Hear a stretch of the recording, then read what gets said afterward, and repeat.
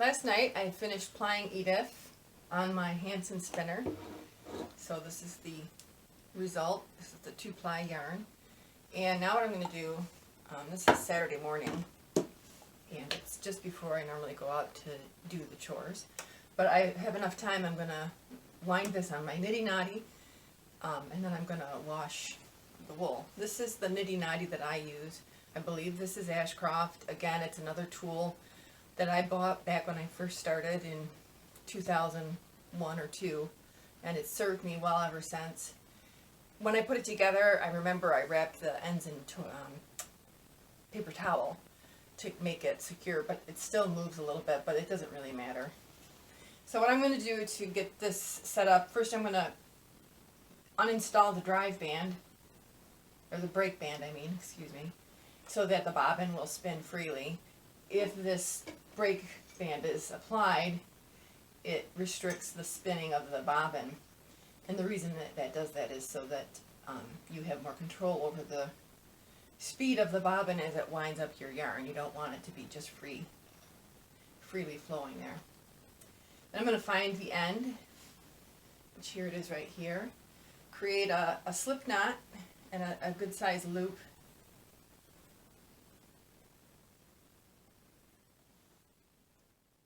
And then just put that on one of the edges of the Niddy Noddy. Then I set the flyers so that there's one on the top, one on the bottom, and it's just so that the flyer hooks don't interfere with my winding. And I'm going to take a sip of coffee.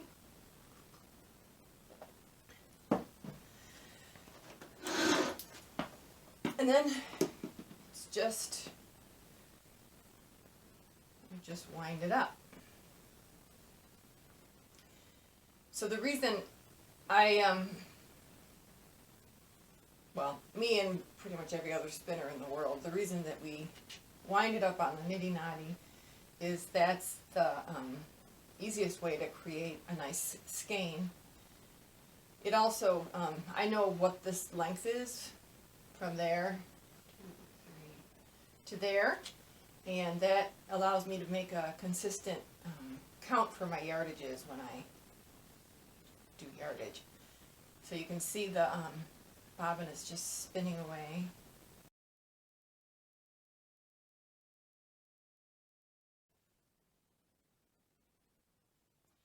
So, you know, it's so cool because obviously, you know, I'm petting my sheep and scratching the ones that like it and stuff, so that's one point of contact.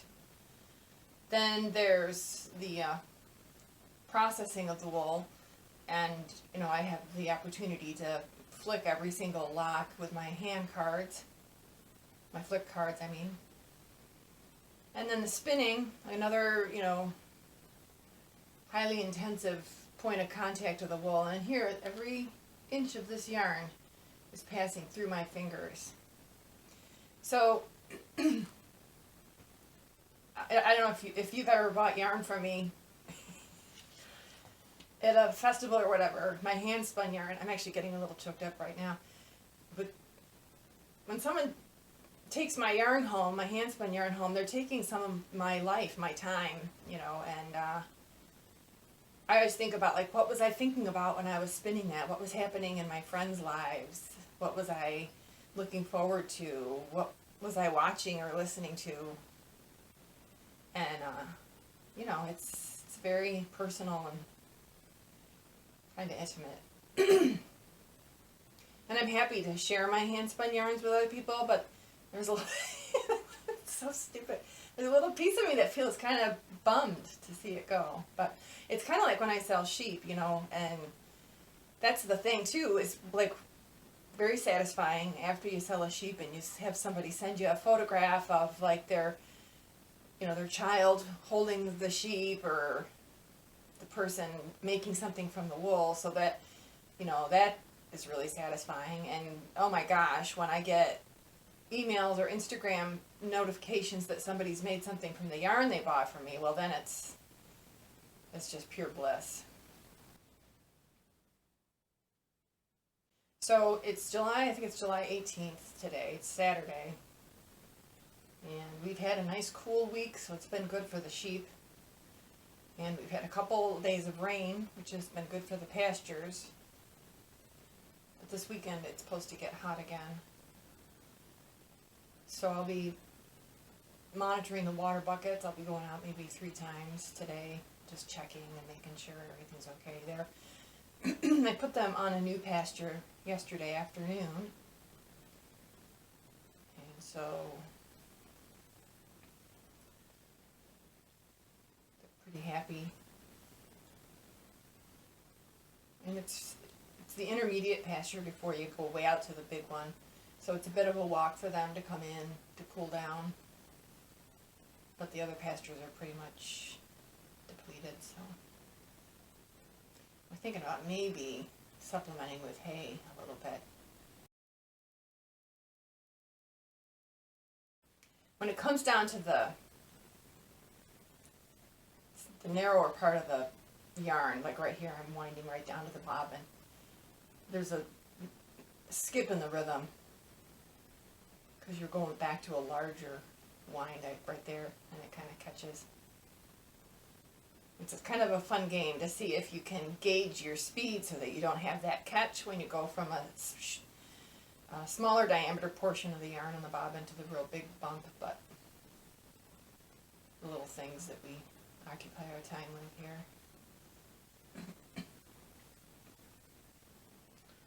So Edith actually,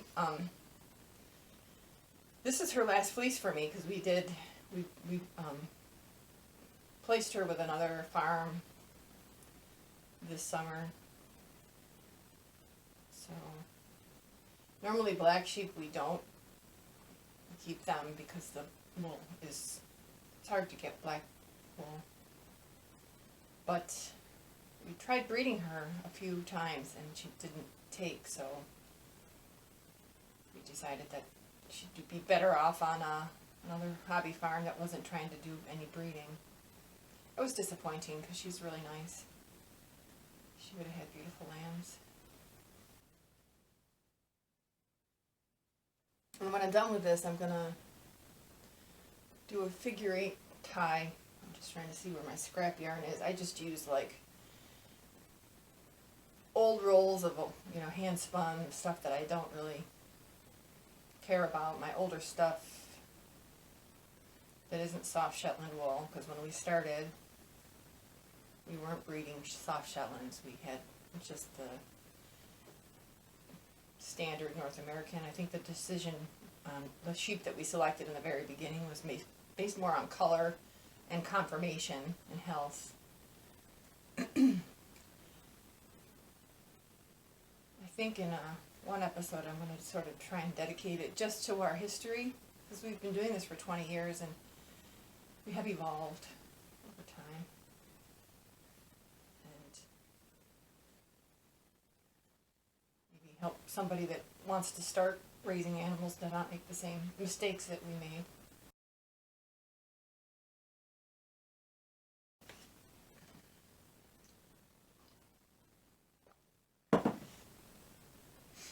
I'm just drinking black coffee.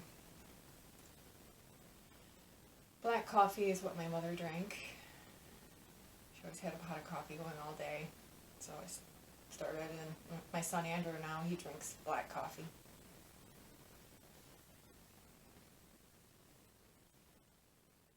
I only have 2 cups in the morning just to get me started.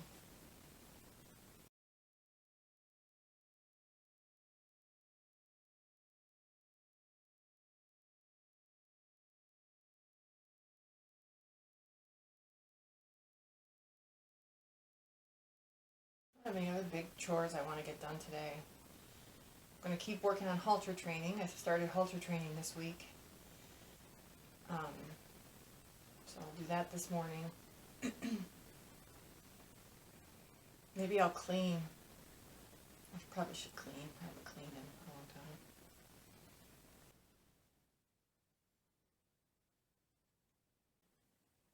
time. Okay, so here's the end. So I just slide off the leader from the e-spinner. My little tool basket up here. So now I have just a pair of, actually I think these are cuticle scissors, but whatever, they work. And an old piece of hand spun.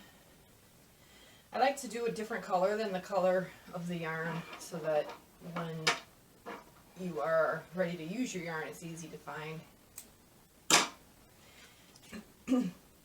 Okay, so then where that piece went. I always tie, there it is, the end of the yarn. Now it'll, just the nature of the yarn, because of the crimp and the scales, it will sort of adhere to itself.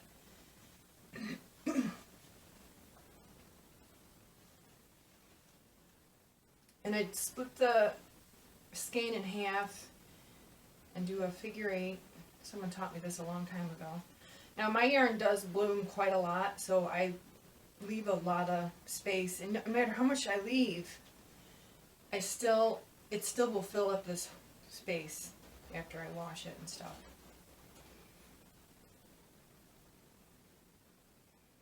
And just do a slip knot there so that when whoever takes this yarn home wants to wind it into a ball, it's easy for them to take the And then I also always tie the other end, the starting end.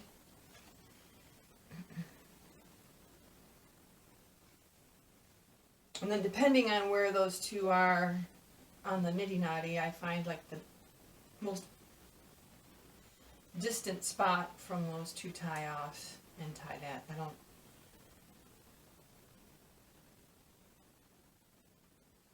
Sometimes I'll snip off the ends just to make it look nice. Alright, so I've got 2 ties here, so I'll probably I will put up a tie on the other side.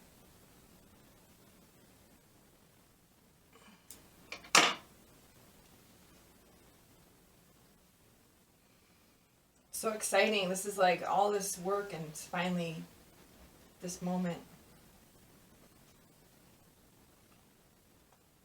And then you know what, I tie it up and I wash it and mark it and I put it up on the shelf, and then I get caught up in the next use, wool, which is going to be, I'm going to be working on O'Brien and Genoa next. Oh. So there it is, that's Edith. And now like I said, I've got 3 really nice black skeins. Now look at that's interesting. So this was just came off the Niddy Noddy. This has been sitting for a little bit, and you can see how much it's already, with the elasticity, it's already kind of, I don't know what the word is, recoiled maybe. So I'm going to wash these, and I'll keep you posted on that. There it is.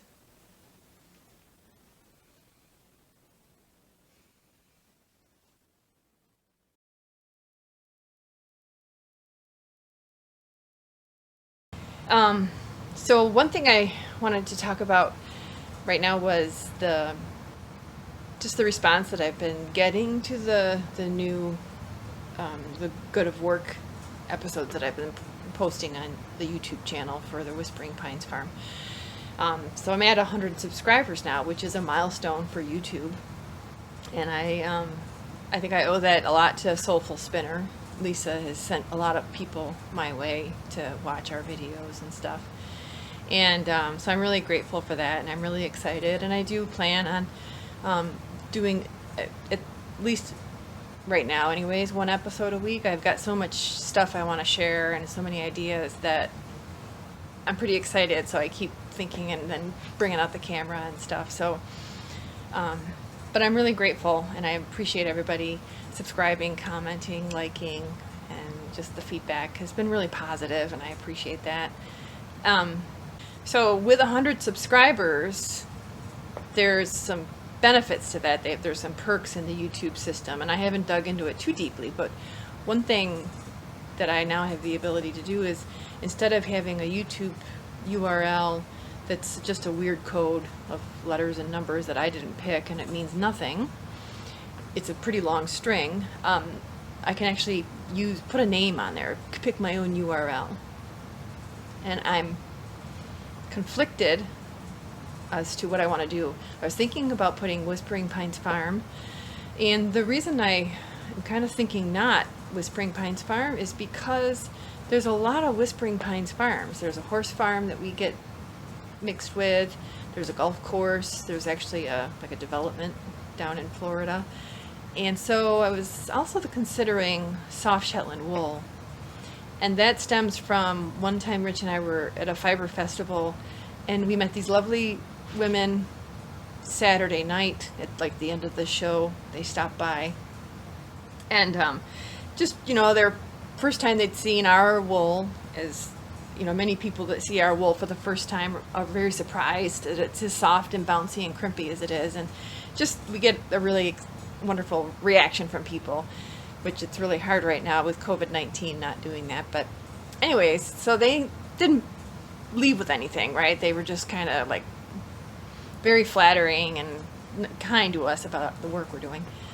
So Sunday morning, the show started at 10, and it was one of those things where at 10:01, the women were like tearing to our booth, all out of breath, and they'd said to us, you know, we were talking last night, couldn't figure out why we didn't buy anything from you guys, and we couldn't remember your name. We were just kept on calling you the Soft Shetland place.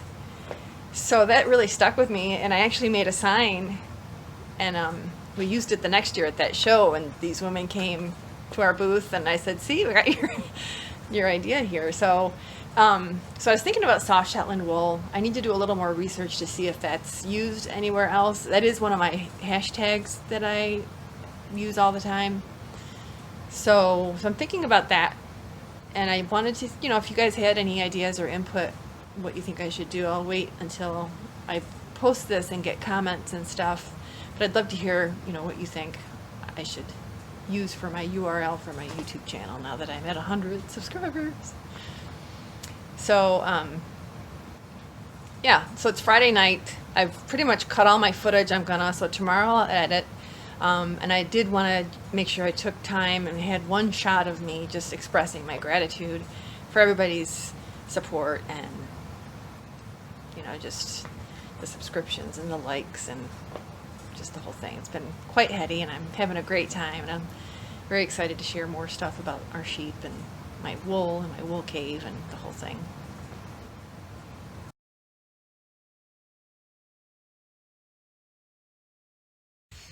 I'm going to go up in the loft of the barn to video our pastures.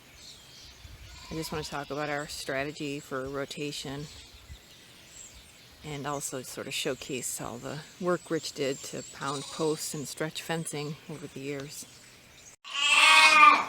I'm not going to lie, I'm a little afraid. It's very dark and hot, and there might be dead birds or something, but I'm going to brave it. It smells really good. It smells like hay. Oops, there it is.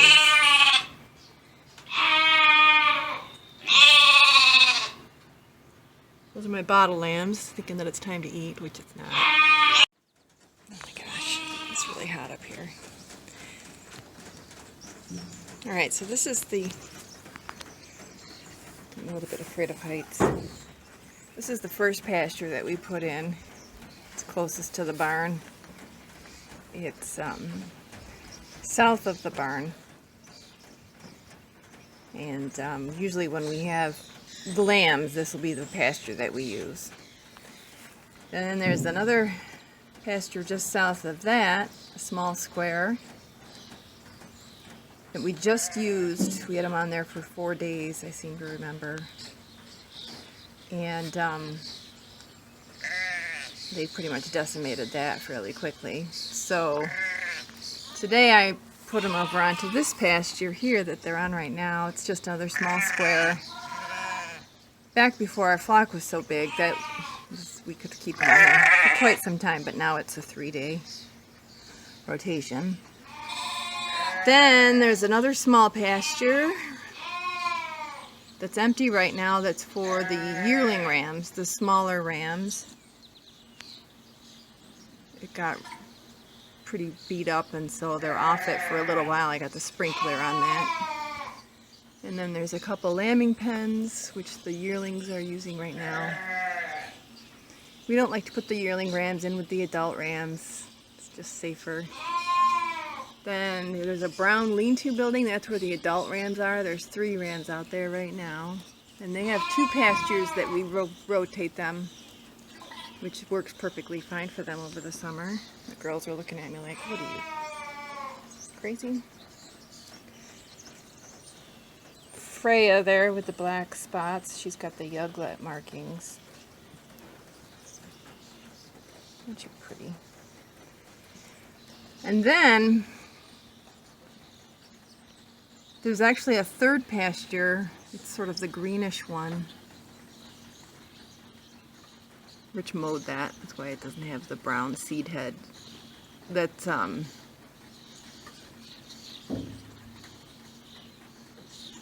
we'll put the ewes on that. Then there's another a wider pasture that's just beyond where the girls are now. And then after you get to that, way in the back is the enormous pasture. We were waiting for the rain. We got nice rain over the weekend, so that should be ready once they're off of these interim pastures, and we can put them back out there for a longer amount of time. Just this year we finally got the permanent fencing along the back. I say we, Rich did it.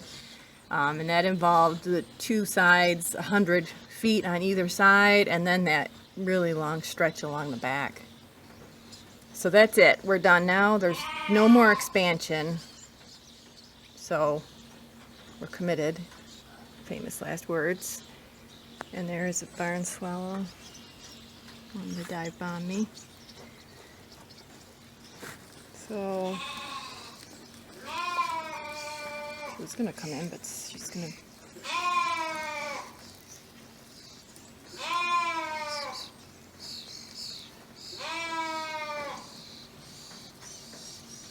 There's some ivy taking up the rear there. This is Patmore.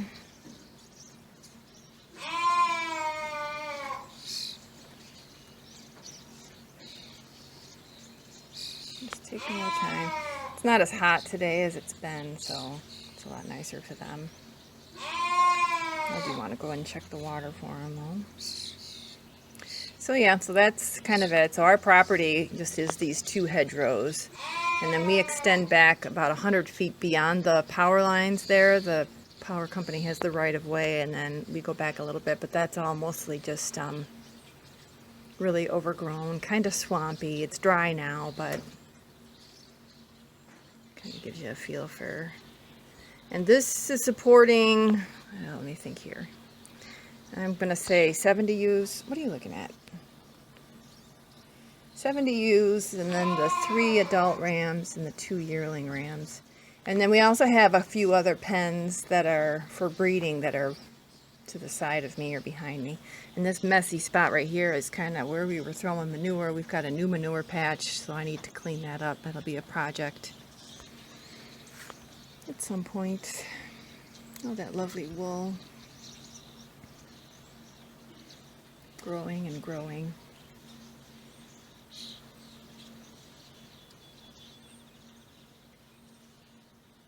They don't need coats yet until we put the hay on. Once the pastures all die in the fall, then they start hay. That's when we put the coats on. But here in the summer months, we don't put them on. Some farmers do, but we don't. You guys are just weirded out by me up here.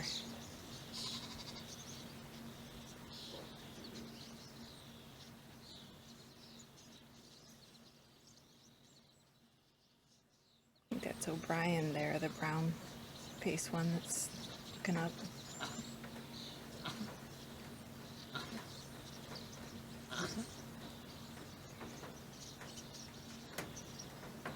Alright, let me go check your water, girls. It's a little bit warm. I'll top it off for you.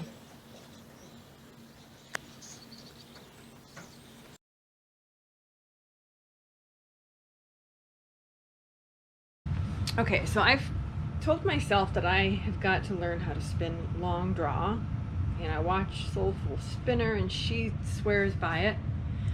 And I actually had sent her some of this roving and asked her if she thought it would suit for Longdraw, and she said yes, it would be terrific.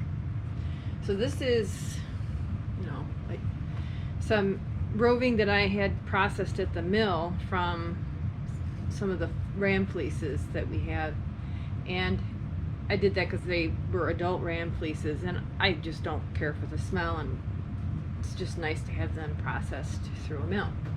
I have massive amounts of this, so I'm going to use it to try and spin Longdraw.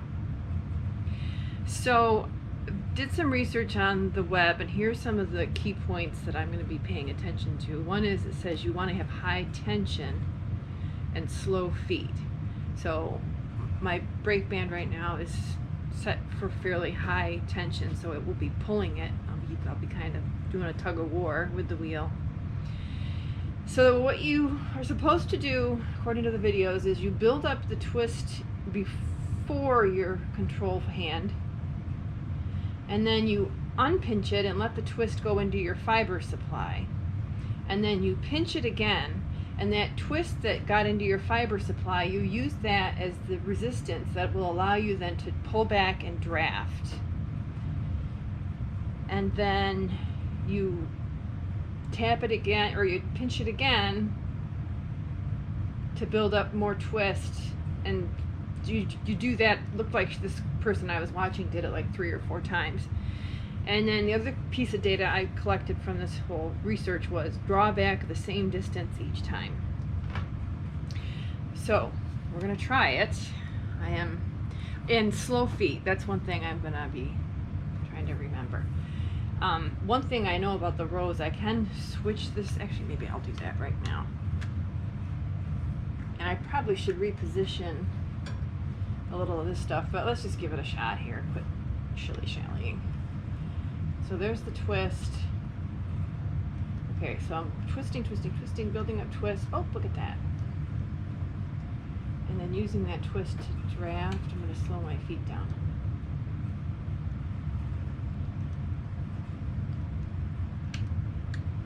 Okay, this feels really weird. I think she said too that she only pulls back when the fingers are together.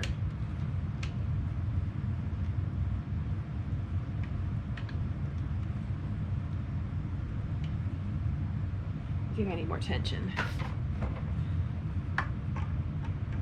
It feels really weird. I need to watch the video again. I'm feeling very anxious right now, actually. Alright, so I gotta read my notes again. Build up the twist, unpinch it so that this twist comes back in here, pinch it, and then draft. Okay, building up twist.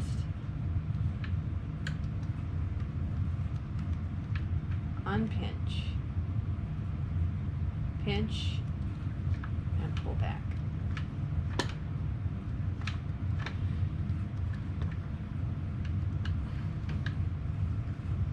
Building up twist.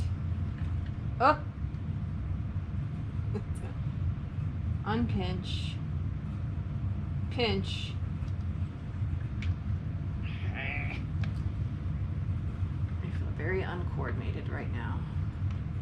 Reattach. building a twist, unpinch, pinch, draft. Building a twist, unpinch, okay, building a twist, unpinch, pinch, draft. Building a twist, oh, I drafted before I pinched. Okay, I'm gonna feed that in. This is gonna be so.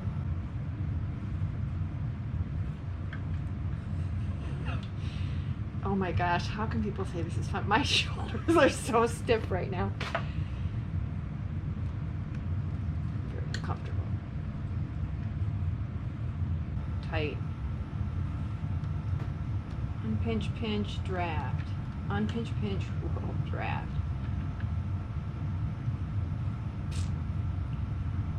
Unpinch, pinch. I can't. There's like pieces up here. Maybe I need to make my roving thinner. She said she split her roving in half. I'm gonna try that.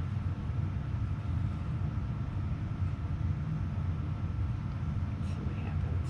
Maybe that's, I don't know, I'll have to go back and look at some of the people's footage of how they're doing this. Build a twist,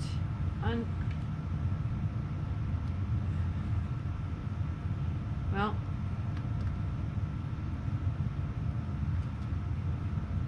I'm gonna keep practicing off camera, but you saw me struggling here, so you can then participate in the triumph when I figure it out. I was at it for about an hour, and I've done a couple modifications to my original attempt. I did 3 things, I guess. Don't need that. So the first thing I did was I was using my standard fine flyer, and I think I said before, I've worn a groove in the orifice that, no, it's on this side. The bigger gauge yarn was getting caught in that. So I switched to my Delta flyer. And when I put on my Delta flyer, I had remembered that my flyer hook was pretty much almost sawed in half from the same thing that's happened with the orifice. So I pulled out a new one. I just bought, actually not just bought, I bought it a while ago, a new sliding hook for the Delta flyer. And the other thing I did was I adjusted the ratio on my wheel. So when I was watching somebody online do it, she said she does it with a 15-to-1 ratio. So I was at the 8-to-1 ratio before. So I shifted my belt over 1 groove. So now I'm at 12.7, which means that the flyer is going to spin faster now by 4 revolutions per 1 rev of the bigger wheel, the drive wheel.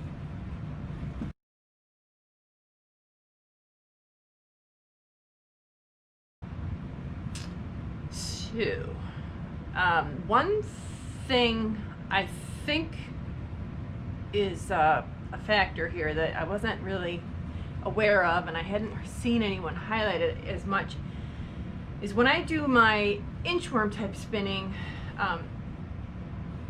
my front hand is doing a lot of the work. When you're doing the long draw, it seems as if your right hand, the hand in the back, is actually manipulating and doing more of the metering how much wool gets out. So it's more active. So those are some observations. I'm still terrible at this, but I just feel like getting closer. And I'm actually finding that I like to do it without this hand. The only time I'm introducing my pincher hand as I'm doing this is if I'm not getting enough resistance from the wheel. So I need a little bit more resistance to draft as much as I want. So one of the things I'm getting kind of screwed up on is, yeah, like right there, I just felt like I needed a little bit more, is when it gets really thin, I feel I don't really know what to do, how to adjust that quickly. I also think I need to give myself some more room. Oh, that's close. I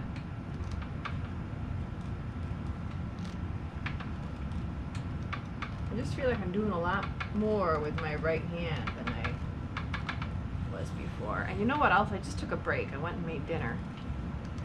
And there is something to be said, and I learned this from being a piano student. You know, you practice a phrase over and over and over for like an hour. And I literally did that. That's not an exaggeration.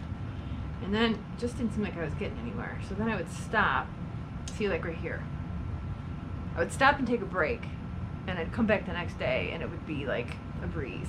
I could get through it really easily. I'm gonna build up some twist. Yeah, I don't know how to, without doing falling back into my inchworm. So yeah, maybe it's this hand grabbing those fibers to make sure it gets thicker.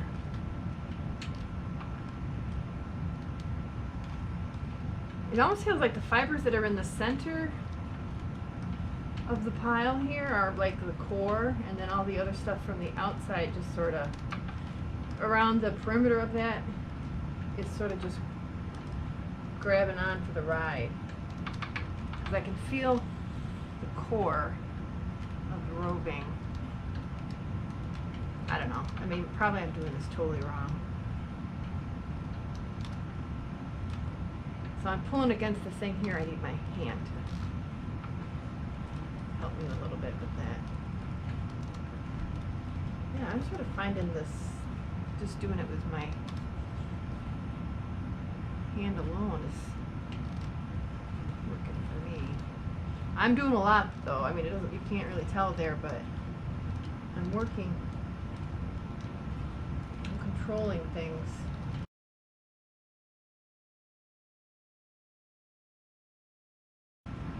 How do you like me now? Oops, I just got cocky.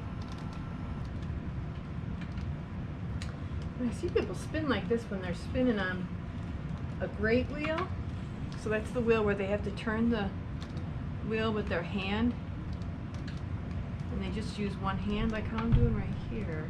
And I always was mystified by that, but I guess I get it. I don't know if this would work. Aw, man. I don't know if this would work if I were just using, if I were spinning from the lock though. Because then I don't know, I'll have to try it. It just seems like this is really more suited for long strands of roving, because you do burn through it pretty quickly. I mean, these are pretty thick,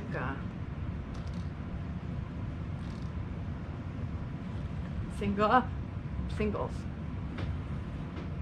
Anyway, so I just wanted you to see. I'm feeling a lot better, and I think I'm getting it. I think one thing I was really missing was the fact that I kind of was just leaving the hand that holds the supply more flaccid when it actually has to be quite active.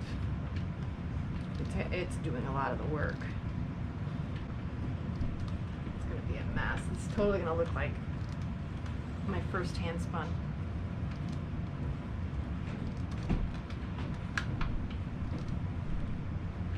So this is what she meant when she said that you want to have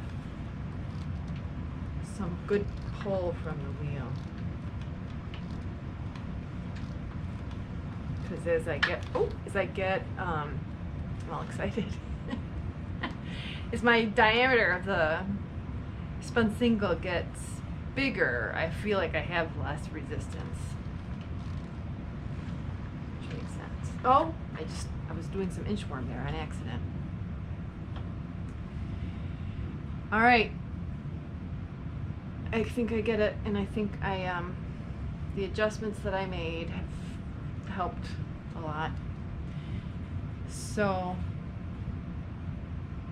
I'm really looking forward to my very bumpy 2-ply woolen spun. I'm thinking this is woolen, done by Longdraw.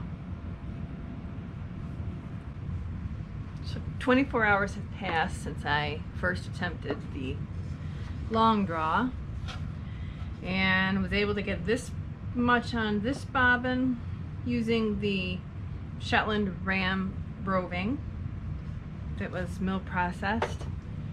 And then the second bobbin, I've got that much done. So anyway, so I just wanted to show where I'm at right now in terms of proficiency and stuff. One of the things that I'm struggling with a little bit is getting the roving to draft nicely. I feel like it isn't open up enough.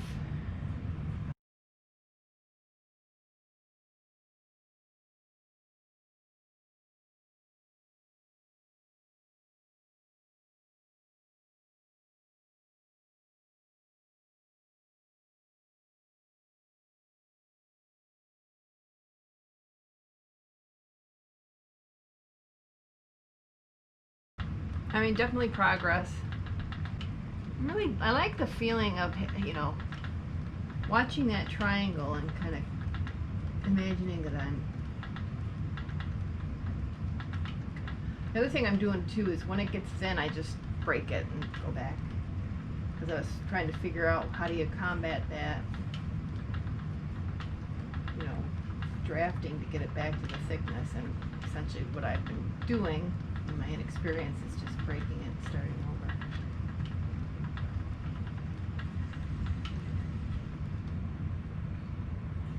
So there you go.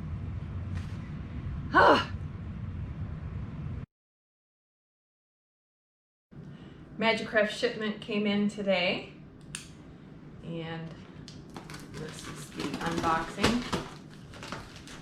I believe that I don't have any open orders left with them. This pretty much gets me up to date.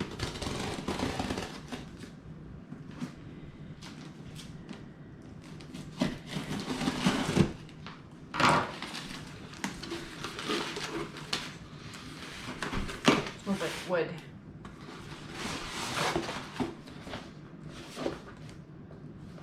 Okay, this first thing they got is says it's the hand card. So this is a new product for Majacraft. And I only bought one set, which I'm going to be putting up in the shop.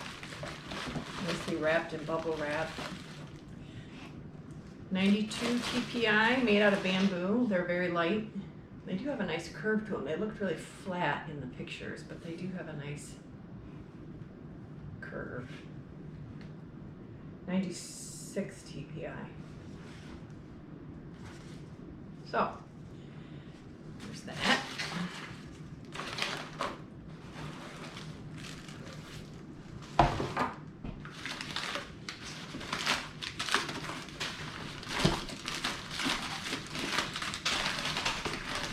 And I ordered 5 of the hand flickers. These are cleaning cards as well as flick cards. And new thing here is the handle is this black material. Used to be aluminum. I like how that feels. I'm not sure why it's different, but it has a better feel to it. So that's that. Those are going to go right up in the shop. There's 2, 3, 4.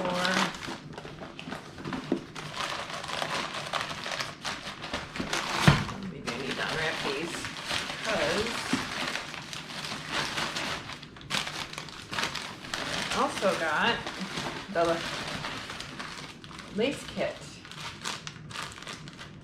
which consists of a lace flyer. Oh my gosh, look how little it is. It's fun to actually see the stuff. You know, you look at it on the web or whatever, but to actually look at how cute that is. Oh my gosh. So it's got the flyer hook with the ceramic insert, which we love. The fine orifice with the ceramic insert, and just it's so little. And then the lace bobbins, which have the fat cores, just to make it just that much easier to spin fine. And then you get a fast whirl and the Allen key to install it.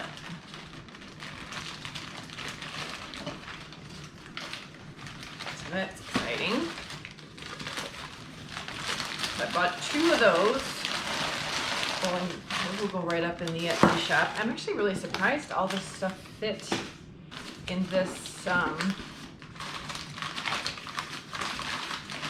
little box. There's another flicker.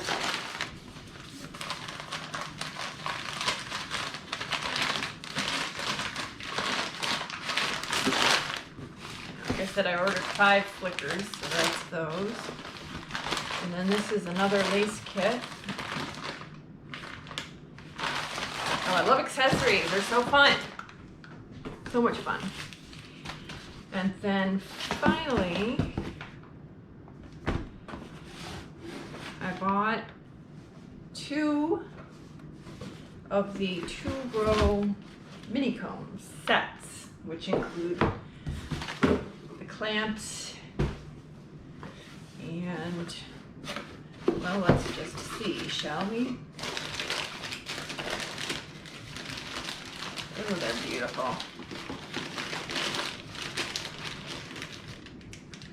I cannot wait to try these. So one of these I'm going to be taking and learning how to use, and then that will be added to my fiber prep arsenal. So in addition to foot carding, I am going to work on learning how to hand comb to make comb top, or maybe even just to prep the wool before putting it on the drum card or for making bats. So this is the stand, I'm guessing.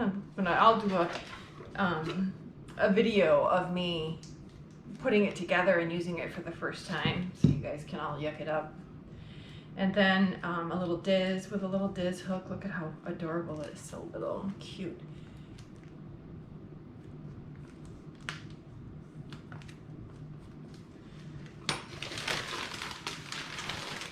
What else came with this? This is probably going to be the clamp single. This is what smells so lovely and woody. And I think that looks to be it. I did order, actually I lied about that completing my order, because I had ordered some more drive bands, and those aren't in here. So I still have stuff coming in from Majacraft. I'm really very enthusiastic about these mini combs. I'm really looking forward to trying these out and seeing what I can do with my soft Shetland wool with these.